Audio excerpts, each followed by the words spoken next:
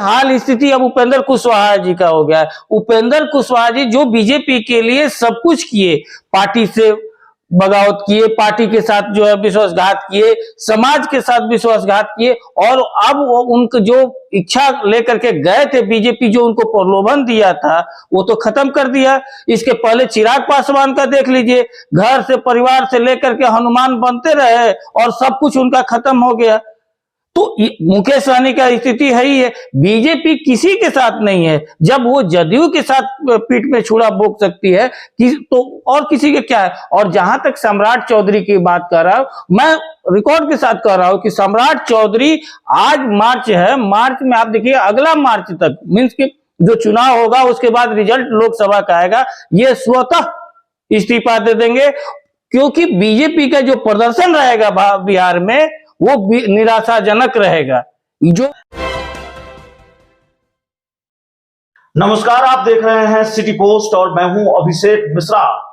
सम्राट चौधरी भारतीय जनता पार्टी के प्रदेश अध्यक्ष बनाए गए हैं और आज वो पटना लौट रहे हैं। दिल्ली में जेपी नड्डा जो बीजेपी के राष्ट्रीय अध्यक्ष हैं उनसे मुलाकात करके, क्या हो सकता है जब आप ये वीडियो देख रहे हो लौट चुके हों।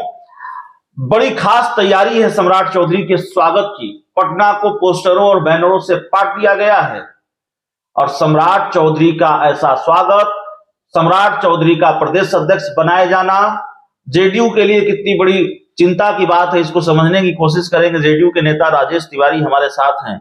भारतीय जनता पार्टी को ऐसा लगता है चेहरा मिल गया 2025 के लिए भी, टेंशन में तो नहीं है। देखिए, बीजेपी जो है वो कोई ऐसा सगा नहीं जिसको बीजेपी ठगा नहीं है। बीजेपी के लिए उसके जो साथ में गए हुए हैं उनको ये ठगने का काम किया। और सबसे बड़ी बात है अभिषेक जी कि एक शोले में गब्बर सिंह बहुत अच्छा डायलॉग बोले थे कि तेरा क्या होगा कालिया।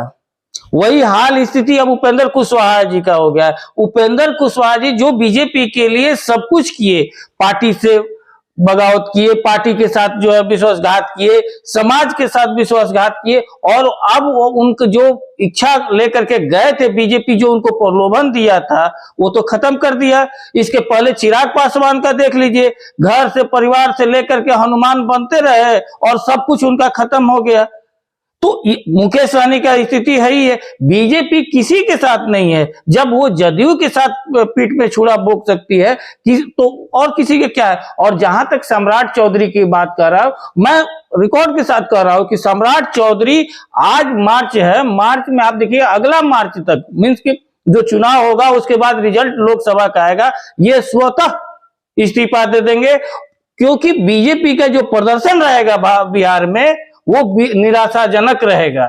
जो जिस आशा के साथ बीजेपी इनको आला कमान ने दिया है जिम्मेवारी, वो निराशाजनक रहेगा। तो स्वतः अपने अनैतिक जिम्मेवारी लेते हुए ये इस्तीफा दे देंगे। ये मात्र 12 महीने का जो है अध्यक्ष बने हुए हैं, क्योंकि ये जो स्थिति है बिहार में, महागठबंधन 40 में 40 जीतने का काम करेगी। नीतीश कुमार साथ में थे तब ये 40-39 थे, अब स्थिति देख लीजिए क्या होगा। महागठबंधन के साथ रहेंगे, बड़ी चर्चा है कि नीतीश कुमार का फिर मिजाज बदल रहा है। ऐसा कोई चर्चा भाजपा का अफवाह है, वो आप परसेप्शन सेट करती है भाजपा का प्रसाद खाने के लिए। ये जानते हैं कि बिहार का जो पर्व होता है वो छठ के खास मायने रखता है। आप ये देखते हैं और ये नहीं देखते हैं कि बीजेपी बुलाई है तब वो गए होंगे प्रसाद खाने ना। ये नहीं प्रसाद खाने का है, इफ्तार पार्टी भी कर, इफ्तार में भी तो शामिल हुए थे, यही सबसे तो फिर स्क्रिप्ट तैयार होती है। हमारे नेता समता मूलक समाज की स्थापना करते हैं। वो राजनीति में कहा जाता है कि राजनीति में किसी का कोई दोस्त और किसी का दुश्मन नहीं होता, और राजनीति में हम लोग सबको लेकर के चलते। हम लोग व्यक्तिगत राजनीति जिस तरह से बीजेपी करती है उस तरह से सम्राट चौधरी कोई चिंता का विषय नहीं है जेडीयू के लिए। जदयू सम्राट चौधरी भाजपा के लिए हेडक हो गए, वो भाजपा शुरू हो गए। लोग पूरे जो भाजपा का कहा जाता है कि संगठन का राजनीति हुआ, आप 90% भाजपा के कार्यकर्ता को एक्सेप्ट नहीं हो रहे हैं। तो चलिए, ये स्थिति है उनके साथ। जेडीयू के नेता राजेश तिवारी साहब थे। सम्राट चौधरी चुनौती नहीं है, जेडीयू का यह दावा है।